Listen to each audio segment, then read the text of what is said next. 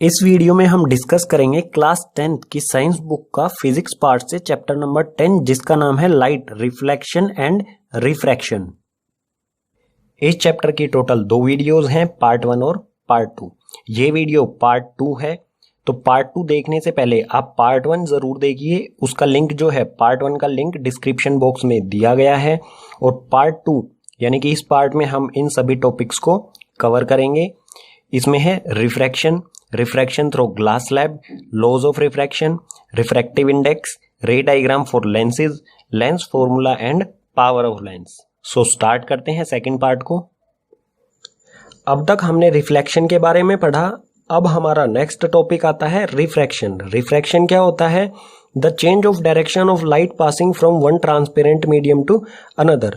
जब light ray एक transparent medium से दूसरे ट्रांसपेरेंट मीडियम में जाती है तो उसकी डायरेक्शन चेंज हो जाती है, इसी को कहा जाएगा refraction.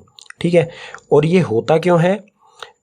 Cause of refraction, the speed of light changes when it enters one medium to another। Refraction जो होता है वो क्यों होता है? क्योंकि जब जो लाइट की स्पीड होती है वो चेंज हो जाती है, एक मीडियम से दूसरे मीडियम में जाती है। ठीक है, और स्पीड ऑफ लाइट जो होती है वो वैक्यूम या फिर एयर में लाइट की स्पीड जो होती है वो होती है 3 इंटू में 10⁸ मीटर पर सेकेंड। इसमें चेंज आ जाता है जब ये किसी और मीडियम में जाती है, एयर से वाटर में या फिर ग्लास मीडियम में या और किसी मीडियम में। ठीक है, सो सपोज कीजिए ये है मीडियम 1 M1 यानी कि मीडियम 1 और ये है M2। जब कोई ओब्लिक यानी कि तिरछी लाइट रे इसमें एंटर करेगी, ठीक है, इस तरह से ये लाइट रे इसमें एंटर कर रही है, ये ऊपर वाला जो है ये मीडियम 1 है, नीचे मीडियम 2 है। सो ये एयर से किसी ग्लास में, सपोज कीजिए कोई ग्लास है, इसमें एंटर कर रही है, तो ये ये जानी चाहिए कैसे? सीधी लाइन में, लेकिन ये थोड़ी सी बेंड हो जाती है। ठीक है, अपनी डायरेक्शन चेंज कर लेती है, इस तरह से ये बेंड हो जाती है जब एक मीडियम से दूसरे मीडियम में जाएगी। ठीक है, इसी को कहा जाता है रिफ्रैक्शन। ठीक है, इसको नेक्स्ट पेजेस पर डिटेल में पढ़ेंगे कुछ एग्जांपल्स के साथ। रिफ्रैक्शन की डेफिनेशन के बाद अब हम देखते हैं some examples of refraction. Refraction के कुछ एग्जांपल, इसमें सबसे पहले है the bottom of swimming pool appears higher. Swimming pool का जो बॉटम यानी कि जो तल होता है वो हमें थोड़ा सा ऊपर दिखाई देता है। इसका कारण क्या है? रिफ्रैक्शन, क्योंकि लाइट रेज जो है वो एयर से वाटर के मीडियम में जाती हैं। ठीक है, इसी कारण हमें लाइट की स्पीड जो है वो चेंज हो जाती है और जो बॉटम है वो हमें ऊपर उठा हुआ दिखाई देता है। सेकंड है इसमें a pencil partially immersed in water appears to be bent at the surface of water and air. जब कोई pencil half immersed in water, आधी पानी में डूबी हुई होती है, तो हमें वाटर और एयर का जो सरफेस होता है, ये एयर ये वाटर, ठीक है, इसके सरफेस पर जहाँ पर ये दोनों कांटेक्ट करते हैं एयर और वाटर, उस सरफेस पर हमें पेंसिल थोड़ी सी मुड़ी हुई दिखाई देती है। ठीक है, इस एक्टिविटी को आप घर पे भी करके देख सकते हैं। इसका कारण क्या होता है कि लाइट रेज जो है हम इसे कहाँ से देख रहे होते हैं? यहाँ से अगर हम इसे देखें, ठीक है, तो हमें ये बेंट होती हुई दिखाई देगी। ठीक है, क्योंकि हम इसे कहाँ से देख रहे हैं? एयर से। लाइट रेज कहाँ से? एयर से वाटर के अंदर जा रही हैं, सो मीडियम चेंज हो गया, सो यहाँ पर क्या हो रहा है? रिफ्रैक्शन हो रहा है, इसी कारण ये बेंट होती हुई हमें दिखाई देती है। थर्ड है इसमें lemon placed in glass tumbler appears higher. Glass tumbler यानी कि कांच का ग्लास जो होता है उसमें जब हम लेमन डाल देते हैं, एक साबुत लेमन डालेंगे हम उसमें, तो वो हमें साइड से देखने पर वो हमें बहुत बड़ा दिखाई देता है। इसका कारण भी क्या है? रिफ्रैक्शन, क्योंकि एक मीडियम से दूसरे मीडियम में रेज जाने पर उनकी स्पीड चेंज हो जाती है। ठीक है, लास्ट है इसमें letters of a book appears to be raised when seen through a glass slab. अगर आपकी बुक है, ठीक है, बुक पर अगर हम ग्लास स्लैब रख देते हैं, उसकी वजह से जो भी लेटर्स होते हैं बुक पर लिखे हुए, जो भी अल्फ़ाबेट्स लेटर्स होते हैं, वो हमें थोड़ा सा ऊपर की तरफ दिखाई देते हैं, क्योंकि वहाँ पर भी क्या हो रहा है? मीडियम चेंज हो रहा है, एयर और ग्लास मीडियम है, वहाँ पर भी 2 मीडियम है, इसी कारण लाइट की स्पीड चेंज हो जाएगी और जो लेटर्स हैं वो हमें थोड़ा सा ऊपर दिखाई देंगे। ठीक है, ये कुछ एग्जांपल्स हो गए हैं रिफ्रैक्शन के। अब हम देखते हैं refraction through glass slab. Glass slab से रिफ्रैक्शन किस तरह से होता है? सो सपोज कीजिए ये हमारी PQRS एक ग्लास स्लैब है, यहाँ पर एयर का मीडियम है और ये ग्लास मीडियम है। ग्लास स्लैब है तो ग्लास मीडियम होगा। ठीक है, सो ये नॉर्मल लाइन है हमारी, नॉर्मल RS वाले सरफेस पर नॉर्मल है और ये PQ वाले सरफेस पर नॉर्मल लाइन है हमारी। सो इसे डिनोट कर देते हैं ये एन, ये एन डैश, ठीक है। एन और एन डैश जो है हमारी ये नॉर्मल लाइन है। अब सपोज कीजिए ये हमारी इंसिडेंट रे है, ठीक है, ये इंसिडेंट रे है एक मीडियम से, ये एयर मीडियम से ग्लास मीडियम में एंटर करेगी। और रिफ्रैक्शन क्या कहता है, जब कोई लाइट रे एक मीडियम से दूसरे मीडियम में एंटर करती है तो वो अपनी डायरेक्शन चेंज कर लेती है। सो ये एयर मीडियम से जैसे ही ग्लास मीडियम में एंटर करेगी, इसकी पोजीशन क्या होनी चाहिए थी, बिल्कुल सीधी जानी चाहिए थी इस लाइन में, लेकिन जब ये ग्लास मीडियम में एंटर करेगी तो ये जो है नॉर्मल की तरफ मुड़ जाएगी, ठीक है। सो इसका पाथ जो है, डायरेक्शन जो है वो चेंज हो जाएगी। ये इस जैसे ही इस पॉइंट पर एंटर करेगी और ये नॉर्मल की तरफ मुड़ जाएगी, ठीक है। सो ये यहाँ पर ये क्या है, इंसिडेंट रे। सो ये बनाएगी यहाँ पर एंगल आई, और जब इस पॉइंट के बाद ये क्या हो गया, रिफ्रैक्शन हो गया इसका, यानी कि रिफ्रैक्टेड रे हो गई, तो ये यहाँ पर बनाएगी एंगल आर, ठीक है। और एंगल आर जो है वो एंगल आई जो है आर से बड़ा होगा, ठीक है, क्योंकि ये आर नॉर्मल की तरफ जो है, रिफ्रैक्टेड रे जो है वो नॉर्मल की तरफ बेंड हो गई, मुड़ गई, ठीक है। अब एयर से ग्लास मीडियम में आने पर क्या हुआ, ये नॉर्मल की तरफ मुड़ गई, ठीक है, बेंड हो गई। अब फिर से सपोज कीजिए ये हमारी इंसिडेंट रे है, इस वाले सरफेस पर ये इंसिडेंट हो रही है, तो ये बनाएगी यहाँ पर एंगल आई2, ठीक है। आई तो बना चुकी है यहाँ पर, सो I2 रख लेते हैं इसे, ये बनाएगी एंगल I2। और जब ये ग्लास मीडियम से एयर मीडियम में जाएगी तो यहाँ पर बनाएगी एंगल R2।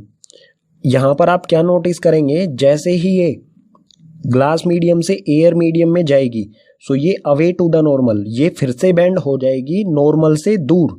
यहाँ पर क्या हुआ था, ये नॉर्मल की साइड, नॉर्मल की तरफ बेंड हुई थी, और यहाँ पर क्या हुआ है, ये नॉर्मल से दूर बेंड होगी, ठीक है। अब जो रे होगी ये हो गई फाइनली रिफ्रैक्टेड रे, ठीक है, ये फाइनली रिफ्रैक्टेड रे है। अब आप नोटिस करेंगे जो फाइनल में रिफ्रैक्टेड रे है एयर मीडियम में, ये वाली, और जो ओरिजिनल पाथ था इसी रे का, ठीक है, ओरिजिनल पाथ ये बिल्कुल इसके पैरेलल है। और ये इसका ओरिजिनल पाथ क्या होना चाहिए था, ये, लेकिन ये किस पाथ पर आ गई रिफ्रैक्शन के कारण, इस पाथ पर। सो आप यहाँ पर देखेंगे कि इनके बीच में जो है कुछ डिस्टेंस आ जाएगा। सपोज कीजिए इसमें आ गया x डिस्टेंस, ठीक है, डिस्प्लेसमेंट हो गया, इसका पाथ होना चाहिए था ये पाथ हो, अब क्या है इसका रिफ्रैक्शन के बाद ये, सो इसमें डिस्प्लेसमेंट हो गया, थोड़ा सा इसमें डिस्प्लेसमेंट होगा, उसे कहा जाएगा लिटरल डिस्प्लेसमेंट। और लिटरल डिस्प्लेसमेंट है वो डिपेंड करेगा दो चीजों पर। फर्स्ट है उसमें refractive index of glass slab, जो हमारी ग्लास स्लैब है उसका रिफ्रैक्टिव इंडेक्स के बारे में हम नेक्स्ट पेजेस पर पढ़ेंगे, ठीक है, रिफ्रैक्टिव इंडेक्स पर डिपेंड करेगा। और second thickness of glass slab की थिकनेस पर, यानी कि जो आर से क्यू की दूरी है ये होगी थिकनेस, ठीक है। अगर ये थिकनेस इंक्रीज होगी सो ये डिस्प्लेसमेंट जो है ये भी इंक्रीज होगा, अगर ये थिकनेस कम होगी तो ये डिस्प्लेसमेंट भी कम हो जाएगा। ये था हमारा ग्लास स्लैब के थ्रू रिफ्रैक्शन। अब देखते हैं लॉज ऑफ रिफ्रैक्शन, यानी कि रिफ्रैक्शन के कुछ नियम। जैसे कि पीछे वाले पेज पर हमने ग्लास स्लैब के रिफ्रैक्शन के बारे में पढ़ा था, तो जहां पर भी रिफ्रैक्शन होगा वहां पर कुछ नियम को फॉलो करना होगा। उसमें से फर्स्ट है the incident ray, the refracted ray and the normal to the interface of two transparent media at the point of incidence all lie on the same plane। जो हमारी इंसिडेंट रे होती है, refracted रे होती है, और normal रे जो होती है हमारी, जो दोनों मीडियम के इंटरफेस, यानी कि जहां पर दोनों मीडियम मिलते हैं, जो वहां पर जो नॉर्मल रे होती है हमारी, ये तीनों चीज कहां पर होनी चाहिए, सेम प्लेन में होनी चाहिए, ठीक है। और सेकंड है इसमें स्नेल्स लो थोड़ा सा इंपॉर्टेंट है, इसके बारे में डिटेल में थोड़ा सा डिस्कस करेंगे। सो स्नेल्स लो क्या होता है, the ratio of sine of angle of incidence to the sine of angle of refraction is constant for a light of given colour and for a given pair of medium. अगर हमें किसी एक colour की light दी गई है और एक pair of medium दिया गया है, ठीक है, सो इसको इस डायग्राम से समझते हैं थोड़ा। एक पेयर दिया गया हमें मीडियम का, मीडियम 1 और मीडियम 2, लाइन के ऊपर की तरफ मीडियम 1 है और नीचे की तरफ मीडियम 2 है। सो मीडियम 1 और मीडियम 2 में हमें एक गिवन कलर की लाइट दी गई है। सो ये नॉर्मल, ये हमने बनाई नॉर्मल। सो एक जो हमें गिवन कलर की लाइट दी गई है वो एक मीडियम से, ये लाइट रे ड्रॉ कर रहा हूं मैं, ये लाइट रे मीडियम 1 से मीडियम 2 में जब एंटर करेगी तो इसकी डायरेक्शन चेंज होगी। सो ये यहाँ नॉर्मल के साथ बनाएगी एंगल आई और नीचे की तरफ बनाएगी रिफ्रैक्टेड यानी कि angle are.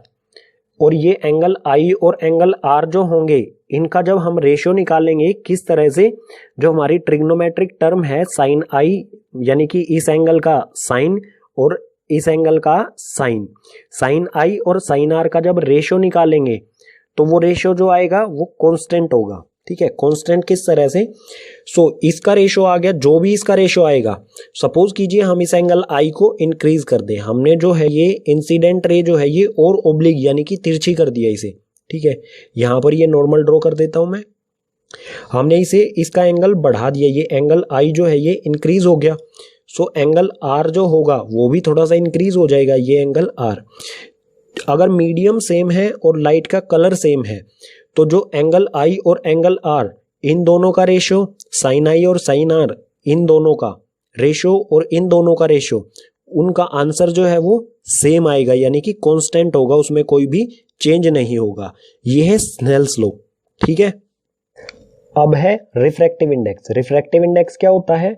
The ratio of speed of light in a given pair of medium. हमें एक मीडियम का पेयर दिया गया है यानी कि दो मीडियम दिए गए हैं, उन दोनों मीडियम में जो लाइट की स्पीड का रेशियो होगा उसी को कहा जाएगा रिफ्रैक्टिव इंडेक्स। रिफ्रैक्टिव इंडेक्स को n से डिनोट किया जाता है। इसे अगर हम आइडेंटिटी की फॉर्म में या फॉर्मूले की फॉर्म में लिखेंगे तो कुछ इस तरह से होगा, n यानी कि refractive index equals to velocity of light in medium 1 upon में velocity of light in medium 2, यानी कि लाइट की स्पीड मीडियम 1 में और मीडियम 2 में इनका रेशियो, उसी को कहा जाता है रिफ्रैक्टिव इंडेक्स। ठीक है, मीडियम 1 को, speed of light in medium 1 को हम लिख देंगे v1 और speed of light in medium 2 को हम लिख देंगे v2। वेलोसिटी और स्पीड एक ही बात होती है, तो वेलोसिटी की जगह हम स्पीड भी बोल सकते हैं या वेलोसिटी भी बोल सकते हैं। ठीक है, v1 बाई v2। अब रिफ्रैक्टिव इंडेक्स जो होता है वो कुछ इस तरह से लिखा जाए जब, तो उसका मतलब क्या होगा, n/1। इसका मतलब होगा कि n/1, इसका मतलब है कि second refractive index second medium में कितना है as compared to first medium. ठीक है, और n/1 अगर लिखा जाएगा तो उसका मतलब होगा कि रिफ्रैक्टिव इंडेक्स फर्स्ट मीडियम का कितना है with respect to second medium. ठीक है, इन दोनों टर्म्स को समझना हमें जरूरी होगा। ठीक है, रिफ्रैक्टिव इंडेक्स में एक टर्म आती है absolute refractive index. So absolute refractive index क्या होता है? Refractive index of a medium with respect to air और वैक्यूम, या फिर वैक्यूम और एयर। किसी एक मीडियम का वैक्यूम और एयर के रिस्पेक्ट में रिफ्रैक्टिव इंडेक्स क्या होता है, उसी को कहा जाता है एब्सोल्यूट रिफ्रैक्टिव इंडेक्स। या फिर दूसरे वर्ड्स में अगर मैं कहूं कि किसी एक मीडियम में लाइट की स्पीड क्या होगी एज कंपेयर टू वैक्यूम और एयर में जो लाइट की स्पीड है उससे अगर हम कंपेयर करें। ठीक है, इनका रेशियो उसी को कहा जाएगा एब्सोल्यूट रिफ्रैक्टिव इंडेक्स। इसमें हमेशा किससे कंपेयर करना होता है, हमें लाइट की स्पीड वैक्यूम और एयर में कितनी होगी। ठीक है, इसको आइडेंटिटी की फॉर्म में हम कुछ इस तरह से लिख सकते हैं, n equals to c/v। n होता है रिफ्रैक्टिव इंडेक्स, इक्वल्स टू में c होता है हमारी लाइट की स्पीड वैक्यूम या फिर एयर में जो होती है 3 इंटू में 10⁸ मीटर पर सेकेंड, और v है यहाँ पर जो अदर मीडियम है उसमें लाइट की स्पीड। ठीक है, ये हो जाएगा एब्सोल्यूट रिफ्रैक्टिव इंडेक्स। और इसमें एक पॉइंट दिया गया है, refractive index of diamond is the highest. Diamond का जो रिफ्रैक्टिव इंडेक्स है वो हाईएस्ट होता है, जो है 2.42। ठीक है, और भी बहुत सारे रिफ्रैक्टिव इंडेक्स दिए गए हैं आपकी बुक में, एक टेबल दिया गया है रिफ्रैक्टिव इंडेक्स का, उसमें आप देख सकते हैं किस किस ऑब्जेक्ट का रिफ्रैक्टिव इंडेक्स कितना होता है। ठीक है, वहां पर आप चेक कर सकते हैं। रिफ्रैक्टिव इंडेक्स से ही रिलेटेड दो टर्म आती हैं, डेंजर मीडियम और rare medium. Denser, optically denser medium और ऑप्टिकली रेयर मीडियम क्या होता है? Denser medium, out of two medium the medium higher value of refractive index. दो मीडियम में से जिस मीडियम की रिफ्रैक्टिव इंडेक्स ज्यादा होगी उसे हम कहेंगे डेंजर मीडियम। और रेयर मीडियम क्या होता है? Out of two given medium the medium with lower value of refractive index, यानी कि दो मीडियम दिए गए हैं उनमें से जिस मीडियम की रिफ्रैक्टिव इंडेक्स कम होगी उसे कहा जाएगा रेयर मीडियम। ठीक है, इसे डायग्राम से समझते हैं। सपोज कीजिए ये मीडियम 1 और मीडियम 2 दिया गया है, इसका रिफ्रैक्टिव इंडेक्स ज़्यादा है और इसका रिफ्रैक्टिव इंडेक्स कम है। मीडियम 1 का कम है, मीडियम 2 का ज़्यादा है। सो लाइट रे जो है तो ये इसका कम है मीडियम 1 का, तो ये हो जाएगा रेयरर मीडियम, और मीडियम 2 का रिफ्रैक्टिव इंडेक्स ज़्यादा है तो ये हो जाएगा डेंसर मीडियम। ठीक है, अगर कोई लाइट रे रेयरर मीडियम से डेंसर मीडियम में जाती है, ठीक है, तो सपोज कीजिए ये लाइट रे ये मीडियम की बाउंड्री है, इंटरफेस है इनका, और ये है नॉर्मल। सो ये लाइट रे एक मीडियम 1 रेयरर मीडियम से, यानी कि रिफ्रैक्टिव इंडेक्स कम से रिफ्रैक्टिव इंडेक्स ज़्यादा में जाएगी तो वो बेंट हो जाएगी नॉर्मल की तरफ। ठीक है, ये किस तरफ बेंट हो गई, किस तरफ मुड़ जाएगी, नॉर्मल की तरफ। अगर हम वही बात करें कि ऊपर वाला हमें दिया गया है ये है डेंसर, यानी कि रिफ्रैक्टिव इंडेक्स इसका ज़्यादा है, और नीचे है रेयरर, इसका रिफ्रैक्टिव इंडेक्स कम है। डेंसर से रेयर मीडियम में जाएगी कोई लाइट रे, ये नॉर्मल हो गई। डेंसर से रेयर मीडियम में जाएगी कोई लाइट रे तो क्या होगा, लाइट रे जो है वो नॉर्मल से दूर हो जाएगी। ठीक है, इस तरह से ये दूर हो जाएगी। ठीक है, यहाँ पर डेंसर से रेयर में जाएगी तो नॉर्मल से दूर हो जाएगी, और रेयरर से डेंसर में जाएगी तो नॉर्मल की तरफ मुड़ जाएगी। ठीक है, नॉर्मल की तरफ बेंड हो जाएगी। ठीक है,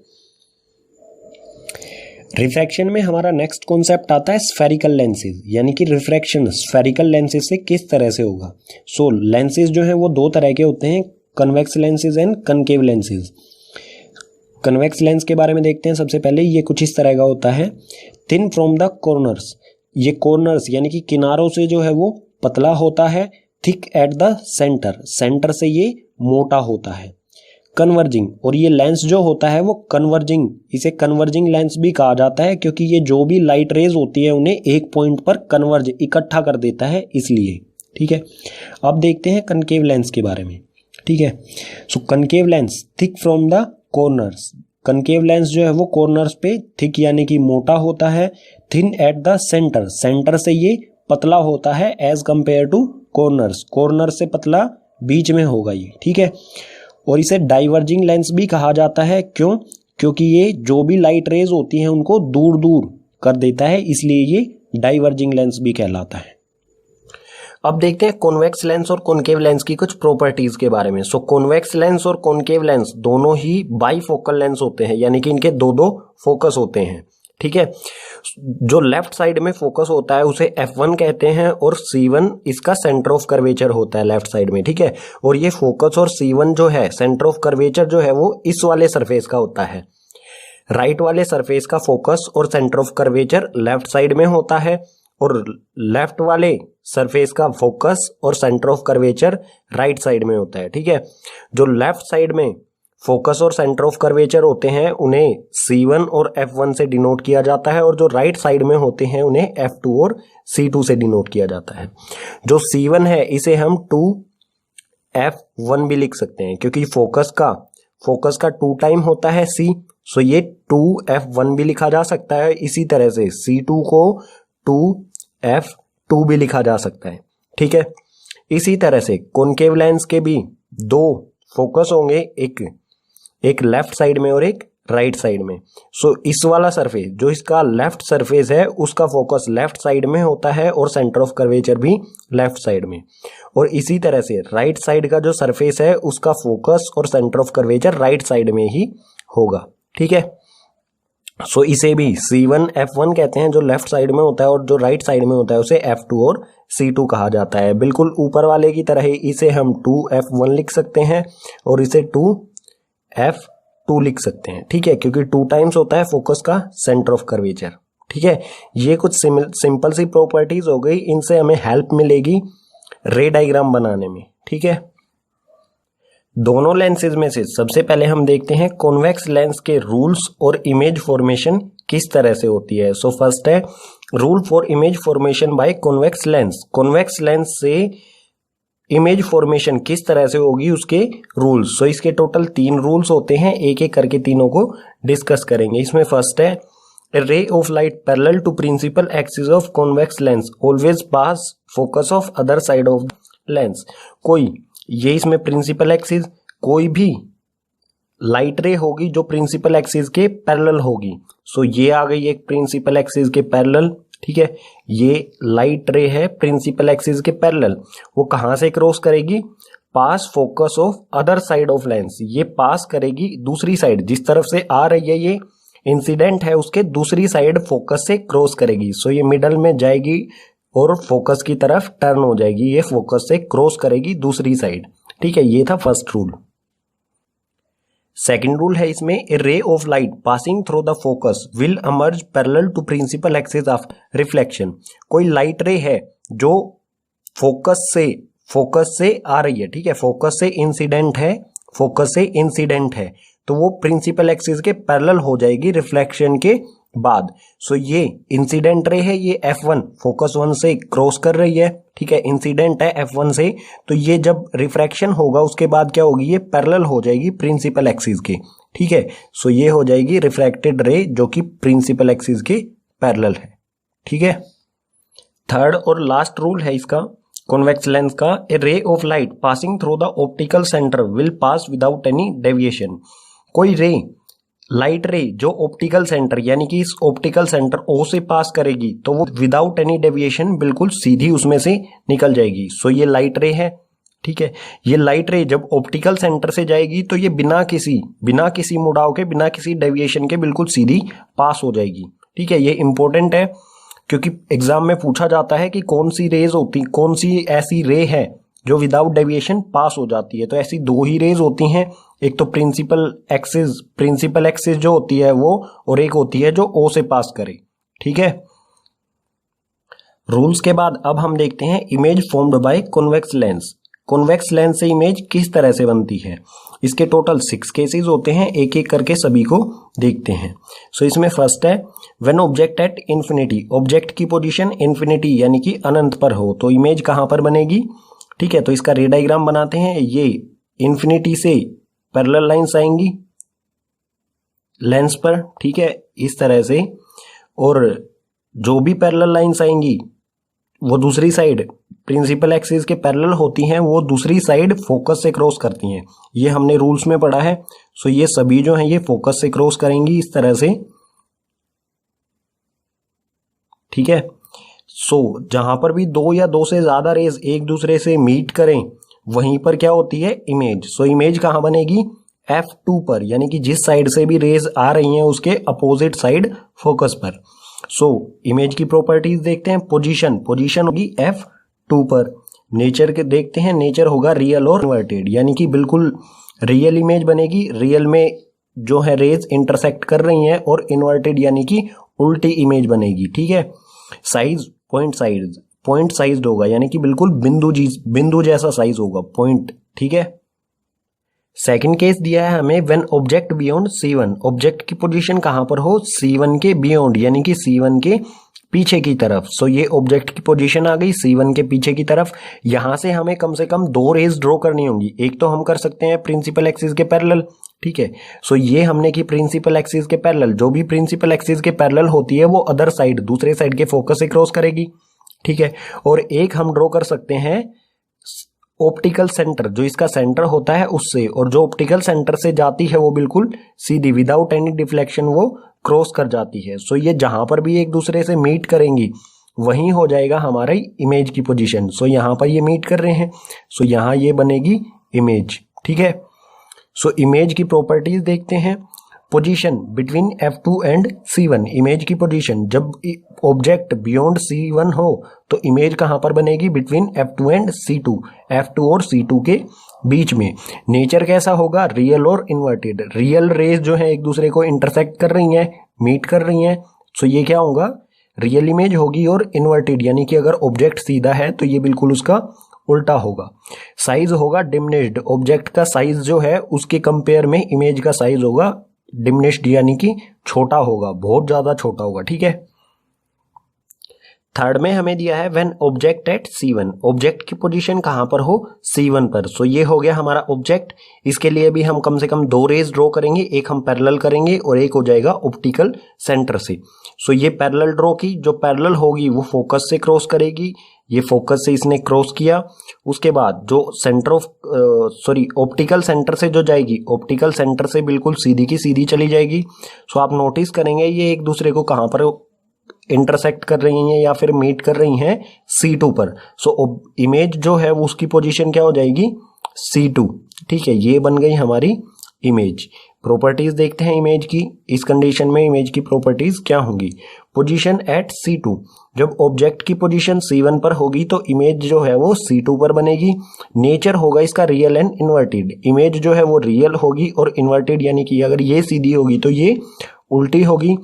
साइज कैसा होगा इमेज का, सेम साइज। जितना ऑब्जेक्ट का साइज होगा उतना ही इमेज का भी साइज होगा। ठीक है। फोर्थ कंडीशन दी है हमें, when object between F1 and C1। Object की पोजीशन F1 और C1 के बीच में हो तो इमेज कहाँ बनेगी। सो ये है C1 और F1, इसके बीच में ये हो गया हमारा ऑब्जेक्ट। इसके लिए भी हम दो रेज ड्रॉ करेंगे, एक तो प्रिंसिपल एक्सिस के पैरेलल और एक ऑप्टिकल सेंटर से। सो ये हमने ड्रॉ की है फोकस पैरेलल। पैरेलल जो होगी वो फोकस से क्रॉस करेगी दूसरे साइड, और जो ऑप्टिकल सेंटर से क्रॉस करेगी वो बिल्कुल सीधी चली जाएगी। ठीक है, ये एक दूसरे को मीट करेंगी यहां पर। ठीक है, सो जहां पर भी ये मीट करेंगी वहीं पर बन जाएगी इमेज। ये बन गई इमेज। सो इमेज की प्रॉपर्टीज क्या होंगी, इमेज कहां पर बन रही है, बियॉन्ड C2। सो इमेज की प्रॉपर्टीज क्या होंगी, पोजीशन बियॉन्ड C2। पोजीशन कहां पर होगी इसकी, C2 के पीछे, बियॉन्ड। ठीक है। नेचर कैसा होगा, रियल और इन्वर्टेड। रियल इमेज बनेगी और इन्वर्टेड यानी कि अगर ऑब्जेक्ट सीधा है तो ये उल्टी बनेगी। साइज कैसा होगा, एनलार्ज, यानी कि जो ऑब्जेक्ट का साइज है उससे अगर जब हम कंपेयर करेंगे इमेज का साइज तो इमेज जो है ऑब्जेक्ट से बड़ी होगी। ठीक है। कॉन्वेक्स लेंस का फिफ्थ केस दिया है हमें, when object at F1। Object की पोजीशन कहां पर हो, F1 यानी कि फोकस 1 पर। ठीक है, ये F1 है, ये बना दिया हमने ऑब्जेक्ट। अब इसके लिए भी हम दो रे कम से कम ड्रॉ करेंगे। तो एक तो हम प्रिंसिपल एक्सिस के पैरेलल ड्रॉ कर सकते हैं और एक हम कर सकते हैं ऑप्टिकल सेंटर से। सो ये हमने ड्रॉ की है parallel to the principal axis. Principal axis के जो पैरेलल है वो अपोजिट साइड वाले फोकस से क्रॉस होएगी। ठीक है, सो ये अपोजिट साइड वाले फोकस से क्रॉस होके आगे निकल जाएगी, और जो ऑप्टिकल सेंटर से जाएगी रे वो कुछ इस तरह से होगी, ये ऑप्टिकल सेंटर। ठीक है, ये दो रेज होंगी, दोनों आप नोटिस करेंगे कि ये दोनों रेज जो है वो यहाँ जब रिफ्रैक्टेड हो गई यानी कि लेंस को क्रॉस करेंगी तो ये आपस में पैरेलल हो जाएंगी। ठीक है, यानी कि ये कभी भी मीट करेंगी नहीं। ठीक है, तो इमेज कहाँ बनेगी, इमेज की पोजीशन होगी इन्फिनिटी पर। ठीक है, सो अगर हमारा ऑब्जेक्ट F1 पर है तो पोजीशन होगी इमेज की इन्फिनिटी पर। नेचर होगा रियल और इन्वर्टेड, यानी कि अगर ये सीधी है तो इमेज जो है वो इन्वर्टेड यानी कि उल्टी बनेगी, और साइज होगा हाईली एनलार्ज्ड, यानी कि जो ऑब्जेक्ट है उससे बहुत बड़ी इमेज बनेगी। ठीक है, ऑब्जेक्ट की कंपेयर में इमेज का साइज जो है वो बहुत ज्यादा बड़ा होगा। ठीक है।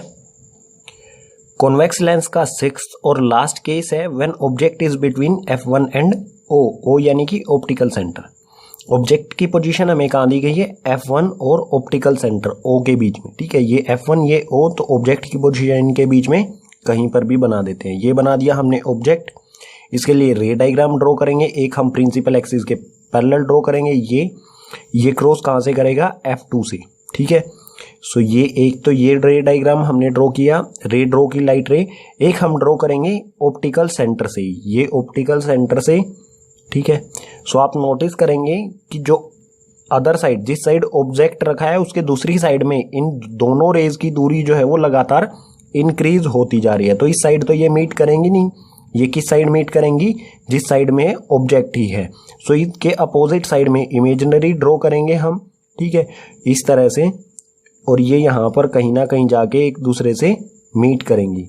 जहां पर भी ये मीट करेंगी एक दूसरे से वहीं पर बनेगी इमेज। ठीक है, ये बन गई यहाँ पर इमेज। ठीक है, और ये इमेज कैसी बनी है, वर्चुअल रेज से बनी है, इमेजिनरी रेज से बनी है, तो ये होगी वर्चुअल। ठीक है, सो इसकी प्रॉपर्टीज देखते हैं इमेज की। Position same side of lens, जिस साइड में ऑब्जेक्ट है उसी साइड में बनेगी इमेज। ठीक है, नेचर कैसा होगा, वर्चुअल एंड इरेक्ट। वर्चुअल यानी कि इमेज जो है वो इमेजिनरी लाइन से बनी है, आभासी है, रियल में नहीं बनेगी, इसे हम किसी पर्दे पर नहीं बना सकते हैं।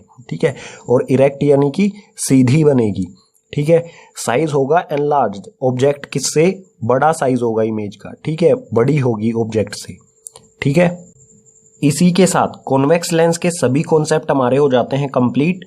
अब हम नेक्स्ट पेजेस पर पढ़ेंगे कॉनकेव लेंस, कॉनकेव लेंस के रूल्स और इमेज किस तरह से बनती है उस पे, ठीक है। कॉन्वेक्स लेंस कंप्लीट होने के बाद अब हम पढ़ते हैं कॉनकेव लेंस। कॉनकेव लेंस में सबसे पहले देखते हैं rules for image formation by concave lens. Concave lens से इमेज फॉर्मेशन के रूल्स, सो इसके 3 रूल्स होते हैं, तीनों को एक एक करके डिस्कस करेंगे। इसमें फर्स्ट है, a ray of light parallel to the principal axis appear to diverge from the focus located on the same side of the lens. कोई रे पैरेलल है प्रिंसिपल एक्सिस के, सो ये रे है, ये रे प्रिंसिपल एक्सिस के पैरेलल है, ये डाइवर्ज होगी, ये डाइवर्जिंग मिरर होता है तो ये डाइवर्ज करेगा, यानी कि रे जो है वो रिफ्रैक्ट होने के बाद इससे दूर जाएगी। और जब हम इसे यहाँ से देखेंगे, रिफ्रैक्ट होने के बाद जब हम इसे यहाँ से देखेंगे, ठीक है, ये हमारी आई है, यहाँ से जब हम इसे देखेंगे तो हमें ऐसा लगेगा कि ये कहाँ से आ रही है, फोकस से आ रही है, जिस साइड से रे आ रही है उसी साइड के फोकस से, सेम साइड वाले फोकस से, ठीक है। यानी कि हम इसकी इमेजिनरी, बिल्कुल इसके अपोजिट इमेजिनरी रे ड्रॉ करेंगे तो वो बिल्कुल फोकस से क्रॉस करेगी, ठीक है। ये है हमारा फर्स्ट रूल। कॉनकेव लेंस का सेकंड रूल है, a ray of light appear to meet the focus will emerge parallel to the principal axis. कोई लाइट रे जो फोकस की तरफ जा रही है, फोकस पर इंसिडेंट है, ठीक है। सो सपोज कीजिए ये रे है, ये फोकस की तरफ जा रही है F2 की तरफ, ठीक है, ये लाइट रे फोकस की तरफ जा रही है। सो ये फोकस F2 पर पहुंचने से पहले ही जब लेंस से क्रॉस करेगी ये रिफ्रैक्टेड हो जाएगी प्रिंसिपल एक्सिस के पैरेलल, ठीक है। सो इस तरह से ये है हमारा सेकंड रूल, जब कोई रे F2 की तरफ जा रही हो, ठीक है, सो वो उस पर पहुंचने से पहले ही पैरेलल हो जाएगी प्रिंसिपल एक्सिस के, ठीक है। कॉनकेव लेंस का लास्ट रूल है, ये बिल्कुल सिमिलर है कॉन्वेक्स लेंस के थर्ड रूल से। इसमें क्या कह रहा है, a ray of light passing through the optical centre will pass without any deviation. कोई भी रे जो ऑप्टिकल सेंटर से जाएगी, इंसिडेंट होगी ऑप्टिकल सेंटर पर, वो बिना किसी डेविएशन यानी कि बिना किसी मुड़ाव के बिल्कुल सीधी निकल जाएगी, ठीक है। सो ये है ऑप्टिकल सेंटर, ठीक है, यहाँ पर लिख देता हूं मैं ओ, ये है ऑप्टिकल सेंटर। कोई भी रे इससे जाएगी तो वो बिल्कुल सीधी निकल जाएगी विदाउट एनी डेविएशन, ठीक है। सो 2 ही ऐसी रेज होती हैं कॉनकेव लेंस में भी और कन्वेक्स लेंस में भी। एक तो होती है प्रिंसिपल एक्सिस और एक होती है जो ऑप्टिकल सेंटर से क्रॉस करे, ठीक है।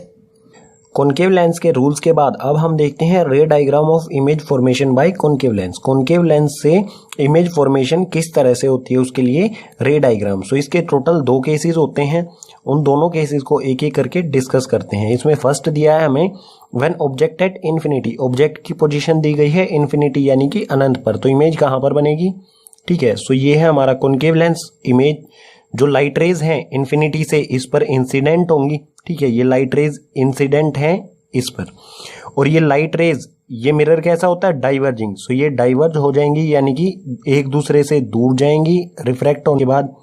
सो ये इस साइड तो मीट करेंगी नहीं, क्योंकि यहाँ तो ये एक दूसरे से दूर जा रही हैं और इमेज के लिए हमें इन्हें मीट कराना होगा कहीं ना कहीं। सो इस साइड में नहीं तो नहीं करेंगी, हम क्या करेंगे, इमेजिनरी रेज ड्रॉ करेंगे बिल्कुल इनके अपोजिट साइड में, ठीक है, ये इमेजिनरी रेज ड्रॉ करेंगे। सो हम नोटिस करेंगे जो इमेजिनरी रेज हैं वे एक दूसरे को फोकस पर मीट कर रही हैं, और जहां पर भी इमेजिनरी रेज मीट करेंगी वहीं पर बन जाएगी इमेज। और इमेज कैसी होगी, वर्चुअल, क्योंकि इमेजिनरी रेज द्वारा बनी है, ठीक है। सो पोजीशन कहां पर होगी इमेज की, एट F1 पोजीशन पर ये दोनों मीट कर रही हैं, यहीं पर बनेगी इमेज जब ऑब्जेक्ट इन्फिनिटी पर होगा, ठीक है। नेचर होगा वर्चुअल और इरेक्ट यानी कि सीधा, और वर्चुअल जो इमेजिनरी रेज द्वारा बनती है, ठीक है। साइज होगा पॉइंट साइज यानी कि बिल्कुल छोटा सा साइज होगा ऑब्जेक्ट से, ठीक है। कॉनकेव लेंस की सेकंड कंडीशन दी है when object between infinity and optical centre. Object की पोजीशन इन्फिनिटी और ऑप्टिकल सेंटर के बीच में होगी तो इमेज कहाँ बनेगी। सो ये है ऑप्टिकल सेंटर और इन्फिनिटी इस तरफ कहीं पर भी, ठीक है। सो उसके बीच में रख लेते हैं इन्फिनिटी और ऑब्जेक्ट, ऑप्टिकल सेंटर के बीच में ये हमने बना दिया ऑब्जेक्ट। ऑब्जेक्ट से हम 2 रेज ड्रॉ करेंगे, एक तो प्रिंसिपल एक्सिस के पैरेलल होगी और एक ऑप्टिकल सेंटर से क्रॉस करती हुई।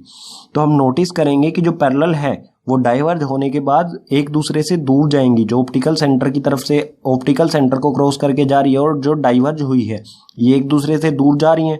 सो ये राइट साइड में, इस साइड में तो मीट करेंगी नहीं। सो ये मीट करेंगी अपोजिट साइड में। जब हम इस रे का अपोजिट इमेजिनरी ड्रॉ करेंगे, ये फोकस से डाइवर्ज होगी। सो हम फोकस की तरफ इसमें इमेजिनरी ड्रॉ करेंगे। सो ये कहाँ पर मीट कर रही हैं एक दूसरे से? यहाँ पर, ठीक है। सो इमेज बन जाएगी यहीं पर, ये बन गई हमारी इमेज। अब जो इमेज बनी है वो कहाँ पर बनी है? F1 और ऑप्टिकल सेंटर के बीच में, ठीक है। सो इमेज की पोजीशन क्या होगी? Eight F1 and O, between, ठीक है। एट नहीं आएगा, यहाँ पर आएगा between F1 and O, F1 और ऑप्टिकल सेंटर के बीच में। नेचर कैसा होगा? Virtual and erect. जो भी इमेज बनेगी वो वर्चुअल होगी क्योंकि इमेजिनरी रेज द्वारा बनी है, और इरेक्ट यानी कि सीधी होगी। और साइज होगा डिमिनिश्ड, ऑब्जेक्ट का साइज जो है वो बड़ा है, इमेज जो है ऑब्जेक्ट से छोटी होगी, ठीक है। इसी के साथ जो हमारा कॉनकेव लेंस है उसके सभी कॉन्सेप्ट हो जाते हैं कंप्लीट। कॉनकेव लेंस और कन्वेक्स लेंस के सभी कॉन्सेप्ट हो जाते हैं कंप्लीट। अब हम देखते हैं लेंस फॉर्मूला, जो हम न्यूमेरिकल्स में हमारी हेल्प करेगा सोल्व करने के लिए। सो लेंस फॉर्मूला होता है 1/v minus 1/u equals to 1/f। ये बिल्कुल सिमिलर है, थोड़ा सा डिफरेंस होता है मिरर फॉर्मूला और लेंस फॉर्मूला में। मिरर फॉर्मूला जो होता है उसमें यहाँ पर आता है प्लस, लेंस फॉर्मूला में यहाँ पर आता है माइनस, ठीक है। बाकी सब बिल्कुल मिरर फॉर्मूले की तरह ही है। v जो है वो ऑप्टिकल सेंटर से इमेज का डिस्टेंस होता है, u जो है ऑप्टिकल सेंटर से ऑब्जेक्ट का डिस्टेंस होता है, और f जो है वो फोकल लेंथ यानी कि ऑप्टिकल सेंटर से फोकस की दूरी, ठीक है। बात करते हैं मैग्निफिकेशन, लेंस के मैग्निफिकेशन के बारे में। सो मैग्निफिकेशन क्या होता है? It is the ratio of height of image to the height of object. Object की हाइट से इमेज की हाइट का रेशियो, उसे कहा जाता है मैग्निफिकेशन। इसे हम इन शॉर्ट इस तरह से लिख सकते हैं, मैग्निफिकेशन जो है उसे m से डिनोट किया जाता है। इसे हम डायरेक्ट लिख सकते हैं हाइट ऑफ इमेज अपॉन में height of object. Height of image जो होती है उसे h डैश से डिनोट किया जाता है, और हाइट ऑफ ऑब्जेक्ट जो है उसे h से डिनोट किया जाता है। और लेंस का जो मैग्निफिकेशन है वो मैग्निफिकेशन v अपॉन में u के भी इक्वल होता है, ठीक है। सो इसे हम इसको और इसको अगर एक ही इक्वेशन में लिखेंगे तो ये हो जाएगा magnification equals to v upon u equals to h dash upon में h, ठीक है। फाइनली हमें इसका यूज करना है, ठीक है। चैप्टर का लास्ट कॉन्सेप्ट आता है हमारा पावर ऑफ लेंस, लेंस की पावर। सो लेंस की पावर क्या होता है? It is the reciprocal of focal length in metre. ये रेसिप्रोकल होता है फोकल लेंथ का मीटर में, रेसिप्रोकल यानी कि उल्टा, ठीक है। इन्हें शॉर्ट में हम इस तरह से लिख सकते हैं, पावर इक्वल्स टू 1 अपॉन में फोकल लेंथ, फोकल लेंथ का रेसिप्रोकल, ठीक है, यानी कि उल्टा, ठीक है। सो 1 अपॉन में फोकल लेंथ, फोकल लेंथ जो लिखेंगे हम उसे मीटर में लिखना होगा, तभी हम पावर फाइंड कर सकेंगे, ठीक है। सो पावर को हम इस तरह से भी लिख सकते हैं 1 अपॉन में f होता है फोकल लेंथ, ठीक है। और जो SI यूनिट होती है पावर की वो होती है डायोप्टर, ठीक है। SI यूनिट जो है लेंस के पावर की वो होती है डायोप्टर, और डायोप्टर को कैपिटल D से भी डिनोट किया जाता है, ठीक है। सो चैप्टर हो जाता है कंप्लीट। उम्मीद करूंगा आपको सभी कॉन्सेप्ट समझ आए होंगे। अगर आपको सभी कॉन्सेप्ट समझ आए हैं तो इस वीडियो को अपने क्लासमेट्स के साथ शेयर कीजिए। अगर कोई भी कॉन्सेप्ट समझ नहीं आया है तो उसे कमेंट बॉक्स सेक्शन में मेंशन कीजिए। और इसी चैप्टर की नेक्स्ट वीडियो में हम डिस्कस करेंगे न्यूमेरिकल्स को, ठीक है। न्यूमेरिकल्स आपके 3 टाइप के होंगे, एग्जाम्पल्स, ठीक है। तो एक वीडियो में मैं एग्जाम्पल्स को सोल्व करूंगा, ठीक है। और जो नेक्स्ट वीडियो होगी उसमें मैं इन टेक्स्ट यानी कि जो चैप्टर के बीच में न्यूमेरिकल्स दिए होंगे उनको और चैप्टर एंड की उनको सोल्व करूंगा। ये दोनों वीडियोस जो हैं आपको विद इन 4 और 5 डेज में फर्स्ट कमेंट बॉक्स में लिंक मिल जाएगा इन वीडियोस का, या फिर डिस्क्रिप्शन बॉक्स में लिंक डाल दूंगा मैं, ठीक है। वहां से जाके आप इन दोनों वीडियोस को, न्यूमेरिकल्स की वीडियोस को इजीली देख सकेंगे।